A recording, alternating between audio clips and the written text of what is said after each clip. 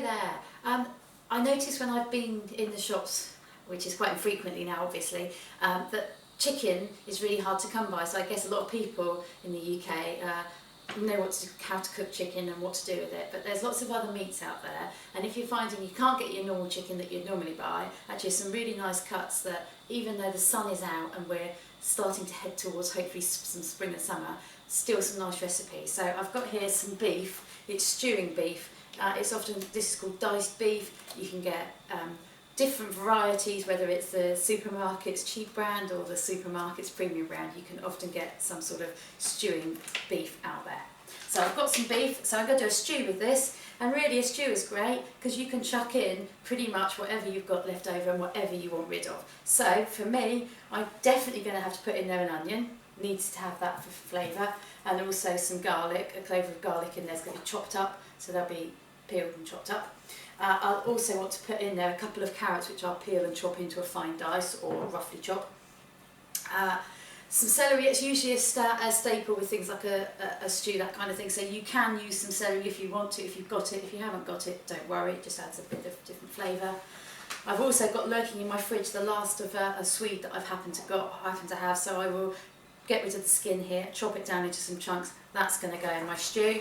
I've also got whatever else I've got lurking in the fridge, because this is probably going to cook. Now I'm going to cook mine in the slow cooker, but whichever way, whether it's in the oven or the slow cooker, it's probably going to cook for a good 3 hours. Things like a sweet potato, things like butternut squash will be absolutely fine. They will cook and they will soften down. So I've got a sweet potato here that's starting to just feel a little bit soft. I'm going to use that up. I've also got here a selection of an aubergine which is feeling quite sorry for itself, a pepper which is starting to feel a little bit soft, and a courgette. I'm going to prepare all those vegetables. Lots of them will need washing and chopping up into a dice. Some of them will need peeling and chopping up into a dice. And they're going to go into either a slow cooker, if you've got one, or if you haven't, a casserole dish with a lid. They're going to all go in here to my slow cooker when I've prepared them. And along with them, I'm going to put the beef in that will go as well. And I'm also going to put probably a tablespoon of puree in there.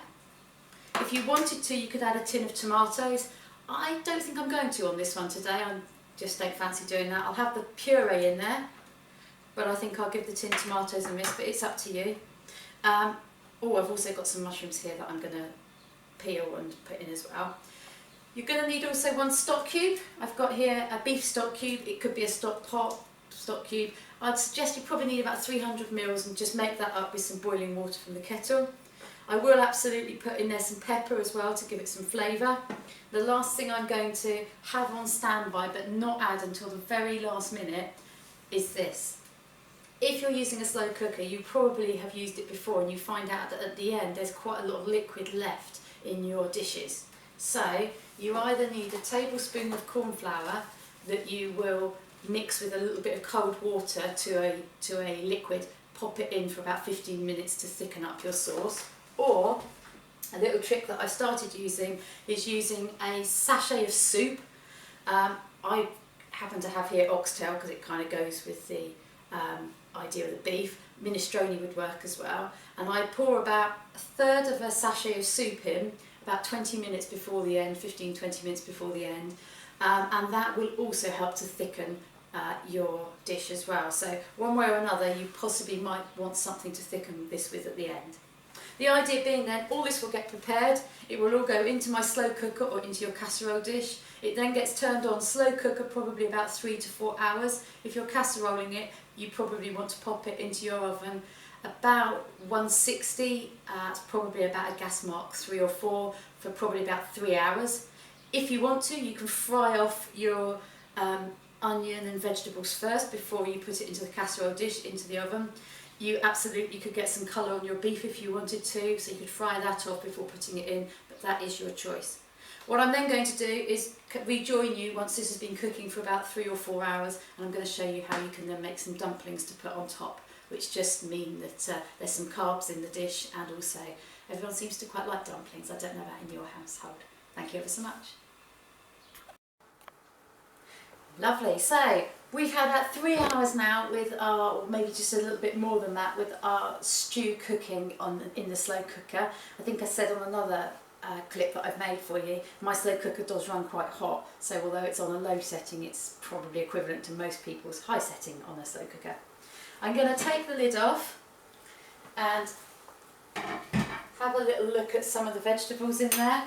If I get a fork out, I can see that they are nice and soft and that they are falling apart as I press them against the side. I'm looking particularly at the swede, because the swede would be the one thing, if it was not cooked, it wouldn't be very nice to eat. So that's cooked through.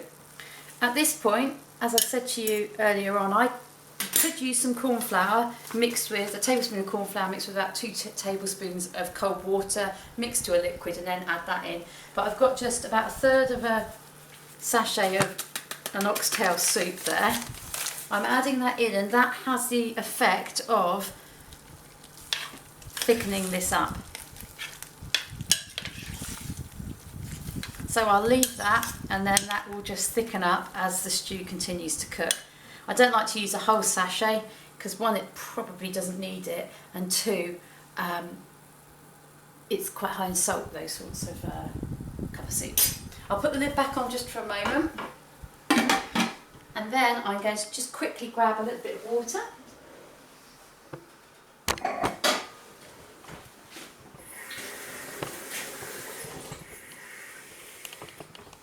And then making dumplings. Dumplings are really easy to make.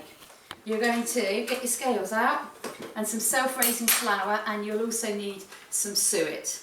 I've got the light here, but it doesn't matter what type of suet. If you haven't got suet, you could always use some baking margarine, butter, hard margarine in the place of suet, but just rub it in as though it was making breadcrumbs rather than just leaving them as they're going to be in a moment with the suet. So 100 grams of self-raising flour, in it goes. They're so easy to make, and I think we don't make them so much anymore, but they are actually quite a nice easy thing to do, so hopefully you might get on okay with this. 100 grams of self-raising flour, and you need 50 grams of the suet. Like I say, if you haven't got suet, then you could use some margarine, but at this stage you just rub that in to the flour to make breadcrumbs. It's not quite the same, but it would work. Then that's it for the weighing. The next bit really is to just add enough cold water to make this into a soft dough. So I'm just going to mix the suet around just a little, make a little well in the middle, and start adding some water. If I had a measuring jug to hand, that would be better. But I don't. So that goes in. And about another tablespoon and a half there, so I reckon that's probably about 3 so far. And this starts to then come together, but I want it to be quite a soft dough. So this at the moment is not a particularly soft dough, but another tablespoon of water, so that's about 4 tablespoons.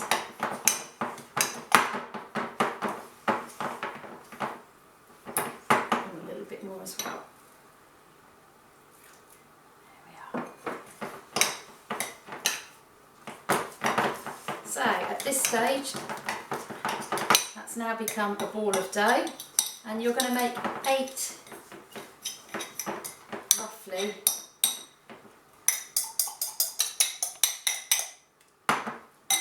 dumpling balls.